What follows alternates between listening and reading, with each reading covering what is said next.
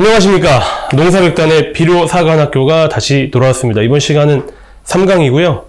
인산에 대해서 이제 좀 심화 내용을 다루도록 하겠습니다. 그 전에 계속 말씀드리지만 구독과 좋아요, 알람 설정을 해놓으셔야지 저희가 무료로 이 영상을 배포하는 3월까지 새로운 영상이 추가가 되고 올라올 때마다 빠지지 않고 챙겨서 보실 수 있다는 거 잊어버리지 마시고 빨리 구독과 좋아요, 알람 설정하시고 영상 시작하도록 하겠습니다. 한국의 토양의 평균 값인데요. 한국의 밭 토양의 화학 성분을 국립농업과학원에서 이렇게 열심히 평균적으로 조사를 해봤습니다. 좀 이제 여기서 저희가 주목해야 되는 부분은 바로 이 유효인산, 미리그램 퍼 킬로그램 단위를 쓰는 유효인산인데요. 이 유효인산이 꾸준하게 계속 높아지고 있는 것을 보실 수가 있어요. 적정 범위가 300에서 500 미리그램 퍼 킬로그램의 단위에 들어가야 되는데 이 300에서 550을 크게 웃돌게 계속 인산의 수치가 증가하고 한국의 밭 토양에 인산의 검출 수치가 계속 증가하고 있다는 걸 보셔야 합니다. 왜 그런 걸까요? 결론적으로 말씀드리면 작물이 이용할 수 없는 형태, 조금 더 강하게 말씀드리면은 버려지는 형태, 그리고 작물에게 오히려 더 해가 되는 형태의 인산이 꾸준하게 지금 밭 토양에 집적되고 있기 때문입니다. 식물이 이용할 수 없는 형태의 불용화된 인산이라든가 다른 양분과 결합돼서 불용화된 인산이라든가 토양 입자에 고정되어 있는 인산들이 꾸준하게 계속 늘어가고 있다라고 이해해 주시면 되겠습니다. 실제로 농경지 주소라든가 농가의 신상 명세는 다 가려진 그냥 하나의 시료만 보셨을 때요. 유효 인산이 마찬가지로 미리그램 퍼 킬로그램 단위를 쓰고 있는 유효 인산이 적정 범위가 150에서 250 안에 들어와야 하는데 이분의 밭에는 지금 유효 인산이 2369, 이게 몇 배인지 계산도 잘 안 되는 것 같아요. 그래서 이렇기 때문에 여러 농가분들께서 사실 어려워하십니다. 실제로 토양 검정을 해보시면 내 밭에는 유효 인산의 성분이 오히려 낮은 분들보다 훨씬 더 높은 분들이 훨씬 더 많으시거든요. 높은데 이게 왜 이렇게 많은 건지도 궁금해하시고 높은 건지도 궁금해하시고 이렇게 높았을 때 그러면 인산질비를 아예 안 줘야 되냐, 주는 게 오히려 낭비 아니냐, 이런 의문들을 많이들 갖고 계셔요. 토양 검정이라 함은 사실 토양 입자, 그러니까 토양 안에 들어가 있는 양분들의 작물이 이용할 수 있는 가용한 상태의 양분들을 검출하는 거잖아요. 이걸 검출하기 위해서 실제로 토양 입자를 잘 녹인 다음에 또 말리고 가스 크로마토그래피를 돌린다거나 여러 가지 검출 방법이 이온별로 다른데요. 문제는 이 과정에서 식물이 바로바로 이용할 수 있는 형태의 가용성인 인산 말고도 가용하지 않은 인산도 검출된다라는 거가 문제가 있는 거죠. 쉽게 얘기해서 수용성 인산이라든가 물에 용해가 되는 수용성 인산이라든가 구연산에 용해가 되는 구용성 인산, 그리고 정인산 말고 꾸준하게 인산을 공급할 수 있는 인산의 효율성이 굉장히 좋은 폴리인산 말고도 불용화된 인산이라든가 토양에 고정되어 있는 인산이라든가 이런 인산들도 같이 검출이 된다는 거죠. 그럼 전 페이지를 잘 떠올려 보시면은 전 내용이 250에서 350의 범위에 들어와야 되는데 2000이 넘는 인산들이 지금 밭에 있다라는 거죠. 그러면 2000이 넘는 인산들은 정확하진 않지만 전부 다 수용성 인산이라든가 구용성 인산이라든가 이런 가용성 인산이 아니라 불용화된 인산이라든가 고정되어 있는 인산도 상당 부분 검출이 되었을 가능성이 높다라고 이해해 주시면 되겠습니다. 이 말은 검출은 되었지만, 그래서 숫자적으로는 표현이 됐지만 실제로 이 밭에 내가 키우는 작물들은 이 높은 수치의 인산들을 이용할 수 없는 형태의 인산들이 분명히 밭에 있다. 불용화된 인산이라든가 토양 입자에 고정된 인산들이 분명히 존재하고 있다. 토양 검정을 했을 때 너무나 과도하게 인산이 검출된다는 것은 요렇지 않을까라고 의심하는 것이 굉장히 타당할 것입니다. 왜 이런 일들이 일어나는지를 조금 저희가 의심해 볼 필요성이 있는데요. 아까 전 내용을 떠올려 보시면은 250에서 350의 범주 안에 들어가야 하는 유효 인산들이 2000이 넘는 수치였다는 얘기죠. 왜 이렇게 높은 수치가 나왔을까를 저희가 생각을 해보면 식물들이 이용할 수 있는 형태의 인산인 수용성 인산, 물에 녹는 수용성 인산이라든가 구연산에 녹는 구용성 인산, 그리고 정인산 말고 꾸준하게 인산을 흡수시켜주고 심토까지 도달할 수 있는 인산의 흡수 효율성이 굉장히 좋은 폴리인산, 이런 친구들을 제외한 식물이 이용할 수 없는 형태의 인산들, 뭐 쉽게 얘기해서 불용화된 인산이라든가 토양 입자에 고정되어 있는 인산들도 같이 검출이 될 가능성이 분명히 있다라는 얘기죠. 다시 한번 조금 더 정리해서 말씀을 드리면 토양 검정을 하셨을 때 과도하게 높은 유효 인산의 수치는 전부 다 식물이 이용 가능한 형태의 인산이라고 이해해 주시는 게 아니라 일부만 수용성 인산, 구용성 인산 이렇게 식물이 이용할 수 있는 형태의 인산일 거고, 대부분의 나머지들은 식물이 이용할 수 없는 형태인 불용화된 인산이라든가 토양에 고정되어 있는 인산이 같이 검출이 되어서 토양 검정의 인산 결과가 굉장히 높게 나왔다라고 생각해 주시는 것이 타당할 거예요. 네, 실제로 고정되고 불용화되어지는 인산에 대한 자료는 굉장히 많은데요. 이 빨간 줄만 살펴보면 우리는 토양의 정기적인 특성을 음성이라고 알고 있지만 토양의 부위에 따라서, 토양의 토성에 따라 가지고 양전화 부위가 분명히 존재하고요. 그 양전화 부위에 인산이 고정될 수 있다라는 내용인데요. 실제로 얼마나 토양의 그 음이온들이 잘 고정되어지는 정도를 조사를 해보면 인산이 고정력이 가장 높은 것을 보실 수 있습니다. 그러니까 이만큼 인산은 음이온들 중에서도 토양 입자에 고정이 잘 되고 이것들 자체는 식물이 바로바로 이용할 수 없는 형태의 인산이다 라고 이해해 주시면 될 것 같고요. 예, 마찬가지로 논사로 출처인 자료인데요. 토양의 인산은 이미 토양 안에서 알루미늄이나 칼슘이나 철 등과 결합되어 있는 형태인데, 이 인산들이 해리되어야지, 이온화되어서 H2PO4-나 HPO4E-, 그러니까 쉽게 말하면 인산이 그냥 이용 가능한 형태로 이온화되었다고 이해해 주시면 되는데요. 그러니까 철, 알루미늄, 칼슘이랑 인산이 결합되어 있는 형태가 아니라 떨어져서 이온화되어져 있는 형태의 인산만 이용 가능하다는 얘기인데, 문제는 이런 것들이 굉장히 잘 떨어지지 않는 결합이라는 거죠. 뭐 pH에 따라서 인산이 어떤 친구들과 결합하는지는 뒤에서 자세하게 후술하겠습니다만, 이미 인산과 다른 양이온이 결합되어 있는 이런 복합체들은 잘 이온화가 되어지지 않는다. 그래서 이런 불용화 인산들이 토양 검정 과정에서 검출이 되고, 이건 역시도 마찬가지로 작물이 바로 이용할 수 없는 형태의 인산이다라고 이해해 주시면 되겠습니다. 그래서 결론이 이렇게 적혀 있네요. 토양의 인산의 흡착 내지 고정량이 크기 때문에 인산은 작물이 이용할 수 있는 효율이 굉장히 낮다라고 이해해 주시면 될 것 같고요.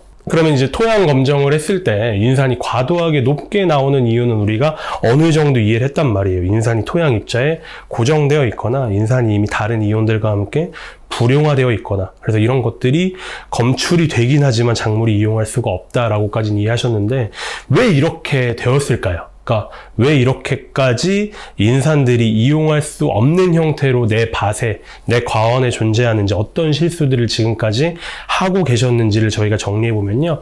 첫 번째로는 수용성 인산, 물에 녹는 수용성 인산이죠. 이 수용성 인산을 너무 초기에 과도하게 공급했을 가능성이 있고요. 두 번째로는 수용성 인산이 아닌 구연산에 녹는 구용성 인산을 웃거름 형태로 많이 공급했을 경우가 또 있습니다. 세 번째로는 이 두 개를, 수용성 인산과 구용성 인산을 좀 이제 밸런스 있게 공급하는 것이 아니라 하나에만 치중해가지고 선택적으로 수용성 인산 혹은 구용성 인산만 선택적으로 계속 사용하시는 그런 실수를 범하셨을 수도 있고요. 마지막으로는 굉장히 중요한 내용인데, 인산뿐만이 아니라 알루미늄을 공급하시거나 아니면 토양에 알루미늄이 너무 많아서 인산의 이용 효율이 떨어지는 경우를 또 생각해 보실 수 있습니다. 자세하게 하나하나 말씀드리도록 할 텐데요. 이제 수용성 인산은 쉽게 얘기해서 바로바로 사용할 수 있는 형태의 그냥 현금 캐시라고 이해해 주시면 이해가 편하실 것 같고, 구용성 인산은 반대로 좀 이제 부동산, 처분할 때 시간이 조금 걸리는 든든한 재산인 부동산이라고 이해해 주시면 이해가 빠르실 것 같은데요. 이제 수용성 인산 같은 경우, 그러니까 국산 복합 제품, 기본적인 국산 복합 제품에 들어있는 인산들은 100% 전부 다 수용성 인산이라고 이해하셔도 되거든요. 근데 수용성 인산 저희가 현금이라고 말씀드렸잖아요. 그러니까 아무래도 수용성 인산이 국산 복합 제품에 들어있는 수용성 인산이 공급이 되면은 초기에 굉장히 편하게 물에 녹는 인산이다 보니까 굉장히 편하게 작물들이 이용할 수 있는 인산이 있는 것은 사실입니다. 하지만 문제는요, 이 그래프를 잘 보시면은 토양 내에 지금 인산의 함량이거든요. 토양 내 인산의 함량이 처음에는 굉장히 높게 유지되는 걸 보실 수 있어요. 예, 초록색 그래프는 인산을 공급한 건데요. 높게 유지되는 거는 바로바로 이제 물에 녹아가지고 수용성 인산이니까 물에 녹아서 작물이 이용 가능한 형태가 된 거죠. 하지만 시간이 지나갈수록 인산의 토양 내에서 인산이 좀 이용할 수 있는 인산의 그런 함량이 굉장히 크게 떨어지는 것을 살펴보실 수 있습니다.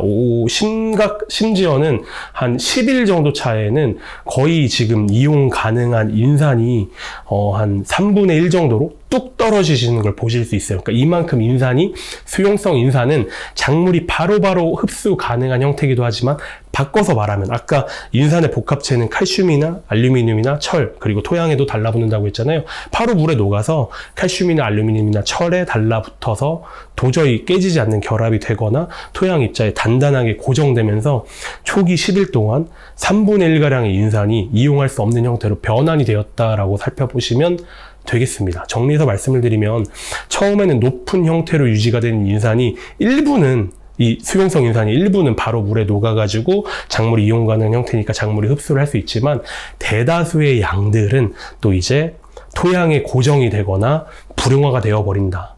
그래서 이거는 작물이 이용 가능한 형태가 아닌 인산이 되어버린다. 뭐 쉽게 얘기하면 현금이니까 빠르게 돈을 쓸 수 있긴 하지만 또 현금이다 보니까 허튼 곳에 돈을 쓰는 경우가 생길 수밖에 없다라는 거죠.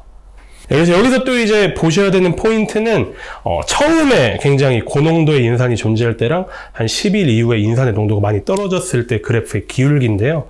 처음에 고농도 인산이 존재할 때는 흡수 가능한 형태의 인산의 함량이 떨어지는 것이 굉장히 빠르죠. 근데 그 이후 한 10일 정도는 굉장히 완만하게 인산이 떨어지는 것을 보실 수 있습니다. 요거를 어떻게 이해하시면 되냐면요. 인산이 고농도로 존재할 때랑 저농도로 존재할 때의 차이점인데 인산이 고농도로 존재하게 되면 불용화가 되는 속도가 비율이 훨씬 더 높다고 합니다. 저농도의 인산일 때보다. 그래프의 기울기로 확실하게 이해하실 수 있겠죠. 그 말은 인산의 고농도보다는 저농도의 인산이 효율이 더 좋다라고 이해해 주시면 되는데 이것을 바꿔서 말하면 아직까지 굉장히 좀 잘못되어 있는 농법 중에 하나가 인산질 비료를 그냥 초기에 다 공급하시는, 수용성 인산을 그냥 초기에 전부 다 공급하시고 웃거름엔 인산을 생략하시는 분들이 굉장히 많으신데요. 이거 자체가 굉장히 큰 문제점을 야기할 수 있다는 거죠. 처음에 인산을 다 때려 넣으시면은, 즉 고농도의 인산이 고농도가 되면은 불용화되는 비율이 훨씬 더 높아지고 불용화 속도가 빠르게 된다. 그렇기 때문에 인산 같은 경우는 정말 소량 분시가 필요한 양분이다라고 이해해 주시면 되겠습니다. 아까 인산이 토양 내에서 복합체를 이루어가지고 불용화가 되는 것들이 인산 알루미늄, 인산 철, 인산 칼슘 등을 말씀을 드렸는데, 요것은 이제 토양 내 농도랑도 관련이 있지만 사실 제일 크게 관련 있는 것이 바로 토양의 pH인데요. 볼까요? 토양의 pH가 굉장히 낮아서 강산성일 때는 인산이랑 철이 불용화되는 비율이 훨씬 더 높아지게 되고요. 좀 약산성일 때는 인산과 알루미늄이 불용화가 되는 경우가 굉장히 많습니다.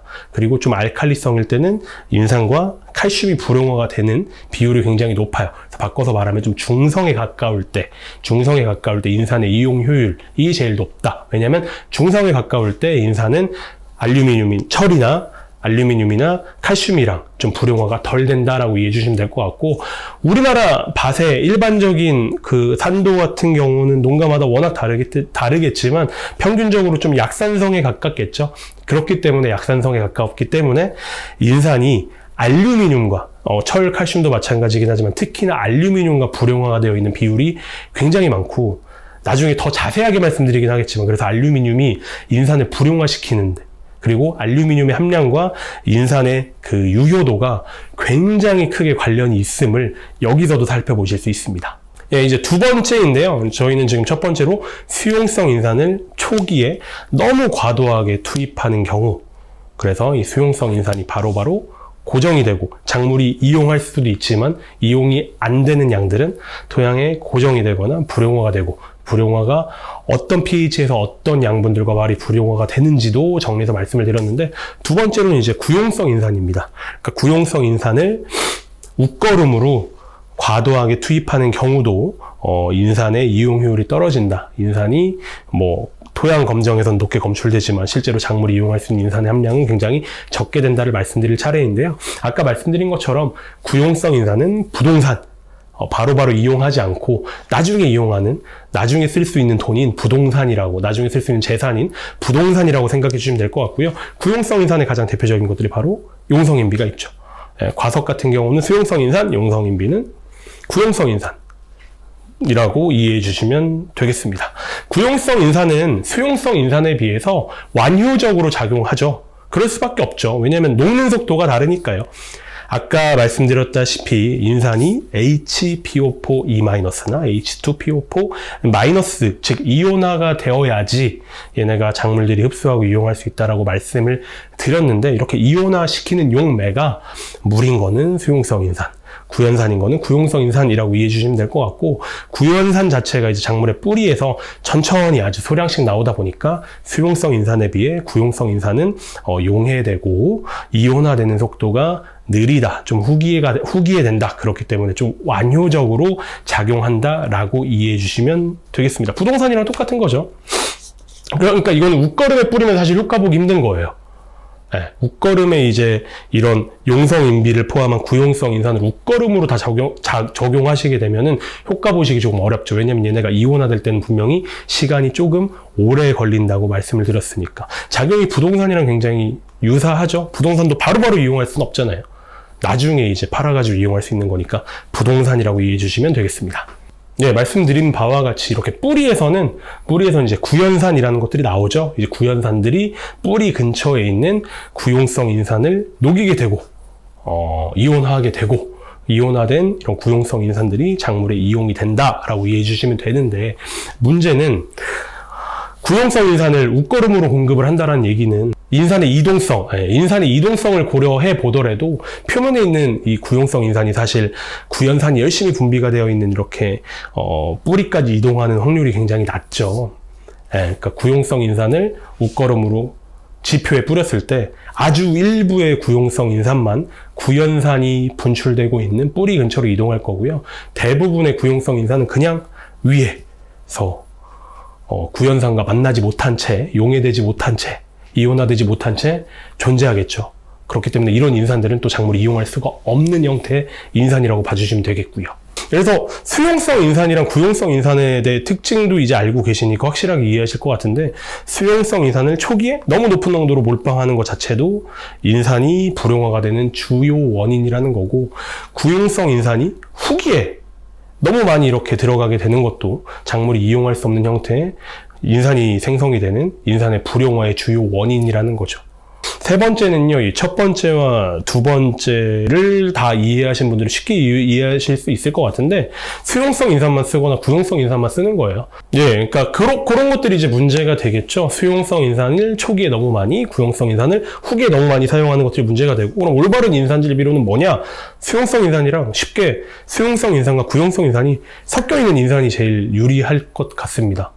이 수용성 인산은 바로바로 녹아가지고 저농도로 좀 작물이 이용한 형태의 인산을 공급해주면 되고, 구용성 인산은 좀 완효적인 작용으로 후기의 인산을 꾸준하게 공급해주면 되니까 수용성 인산과 구용성 인산, 즉 현금과 부동산이 섞인 형태로 재테크를 하는 것들이 유리한 것처럼 수용성 인산과 구용성 인산이 섞여 있는 형태의 인산이 제일 작물의 생육에는 유리하다라고 이해해 주시면 될 것 같고요. 그런데 문제는 이제 대부분 구매하시는 이런 인산이 포함되어 있는 제품들은 수용성 인산이랑 구용성 인산이 섞여 있는 형태가 아니라는 거죠.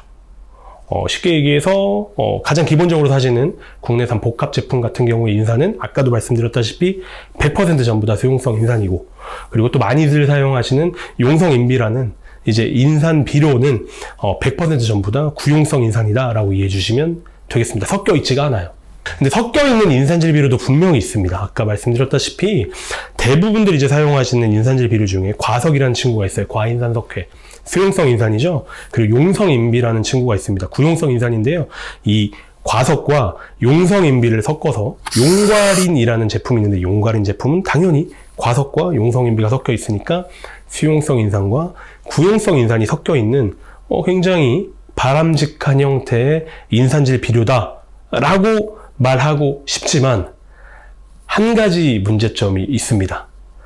예, 용성인비나 과석 자체, 그러니까 인산질, 이게 수용성 인산이건 구용성 인산이건 용과린의 원료가 되는 용성인비나 과석 자체가 다른 비료에 비해서 유효한 영양 성분이 아닌 그런 물질들, 뭐 이물질이라고 표현해야 될까요? 이런 이물질들이 굉장히 많아요. 특히나 이물질 중에서도 알루미늄 함량이 좀 많이 높은 편입니다. 혹시 알루미늄 기억하시나요? 제가 이거 말씀드리기 위해서 처음부터 이렇게 말씀을 드리면서 열심히 빌드업을 했는데, 아까 인산이 어떤 형태로 불용화가 되나를 떠올려 보시면은 가장 산성일 때는 철, 그 다음 산성일 때는 알루미늄, 그 다음 좀 이제 알칼리성일 때는 칼슘, 이렇게 꼭 기억을 해주셨으면 좋겠는데, 우리나라 대부분의 밭 토양들은 약산성 레인지, 약산성에 해당이 되고 알루미늄과 인산들이 불용화되어질 확률들이 굉장히 높다라고 말씀을 드렸습니다. 그 말은 내 과원에 뭐 알루미늄 자체 함량이 그렇게까지, 워낙 미량 요소니까요. 식물이 이용하는 함량이 너무 낮으니까 알루미늄 함량이 절대로 높은 것이 유리하지 않을 거라고는 다 동의하실 거라고 생각하는데요. 이런 용과린 자체가 과석과 용성인비를 섞어 놓은 제품이기 때문에 이물질 중에서도 특히나 알루미늄 함량이 높다라는 큰 문제점이 있다라는 거죠. 실제로 야라밀라라는 제품은 다 아시겠지만 질소와 인산과 칼륨, 뭐 마그네슘, 화학, 미량 요소가 들어가 있는 복합 비료고, 요거랑 이제 흔히들 우리가 사용하는 복합 비료랑 이렇게 비교를 해보면요, 여기서는 이제 뭐 구연산에 녹인 구용성 인산의 함량에 주목하시지 말고 알루미늄의 함량에 좀 주목을 해주시면 좋을 것 같아요. 알루미늄 함량에 큰 차이가 존재하는 것을 보실 수 있을 것 같습니다. 뭐 5배에서 많게는 10배 넘게도 차이가 나네요. 그러니까 이런 알루미늄 함량이 높다라는 얘기는 토양화, 약산성인 토양 안에서 이 알루미늄과 그리고 내가 열심히 작물에 주고 싶어하는 인산이 결합되어서 불용화가 되어버린다. 불용화가 되니까 토양 검정을 하면 인산 자체는 높게 검출되지만 실제로 작물들은 인산의 기근에 시달리고 있을 확률이 굉장히 높아진다라고 이해해 주시면 될 것 같습니다. 잘 정리해놨네요. 복합 제품, 인산이 포함된 복합 제품에서도 알루미늄 함량이 낮은 제품이 인산의 불용화를 막을 수 있고 인산의 불용화를 예방할 수 있고, 그렇기 때문에 인산의 흡수율성이 좋아진다라고 이해해 주시면 될 것 같아요. 자, 그래서 오늘의 결론입니다. 인산 정말 흡수 안 돼요. 이동성도 낮고 불용화도 굉장히 쉽기 때문이죠. 꼭 기억해 주십시오. 철, 알루미늄, 칼슘 순서로 pH가 올라갈수록 불용화가 되고, 토양 음이온 중에서는 또 토양의 양이온 부분이랑 고정되는 것들이 인산이 제일 많이, 제일 강력한 힘으로 제일 빠르게 고정이 돼서, 그러니까 이렇게 불용화가 쉽다라는 건데요. 그래서 인산은 이제 선택적으로 쓰지 마시고 한 가지 인산, 수용성 인산만, 구용성 인산만 쓰면 안 된다라는 거죠. 수용성 인산과 구용성 인산이 섞여져 있는 형태의 인산을 쓰시라라는 게 결론입니다.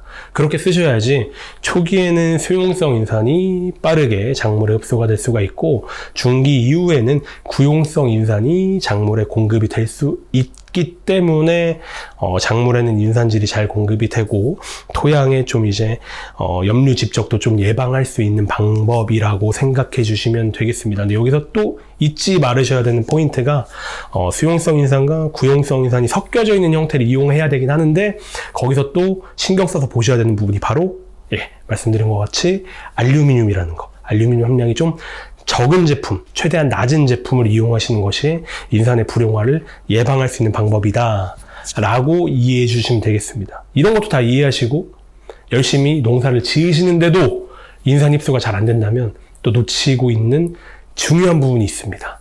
이번 영상은 여기까지고요. 3강 말고 이제 다음에 4강에서 이렇게까지 했는데, 나는 이제 수용성 인산과 구용성 인산을 완벽하게 이해했는데도 왜 인산 흡수가 잘 안 되는 걸까는 4강에서 찾아뵙고 다시 한번 말씀드리도록 하겠습니다. 감사합니다. 사실 말씀드리는 입장에서 인산이 제일 하기 어려운 것 같아요. 이렇게 여러 번 세미나를 진행을 하거나 뭐 영상을 찍거나 강의를 해보면은 인산 부분이 참 많이 전달드리기도 어렵고, 그리고 인산 부분의 그런 효과라든가 부족 증상이라든가 필요성을 농가분들이 좀 공감하시기 어려운 것 같은데, 그럼에도 불구하고 그렇게 댓글에 보시면은 뭐 또 이제 인산으로 흡수율을 개선하는 방법이라든가 이런 걸 또 여쭤보시더라고요. 사실 이런 것들이 저희한테 굉장히 크게 힘이 되죠. 그래서 원래 인산 영상도 이렇게까지 길게 만들 계획이 사실 없었습니다. 힘들어가지고요. 이렇게까지 또 궁금해 하셔가지고 댓글을 남겨주시는데, 저희가 성심성의껏 궁금증을 풀어드리려고 노력을 해야 되니까, 아까도 말씀드린 것처럼 4강 내용은 뭐 수용성 인산과 구용성 인산을 다 이해하시는 분들께서도 왜 인산을, 내 밭은 왜 인산이 잘 흡수가 안 되는 걸까? 흡수를 어떻게 하면 높일 수 있는 걸까?가 궁금해 하시는 분들을 위해서 이렇게 또 4강의 연장 강의를 또 준비를 했고요.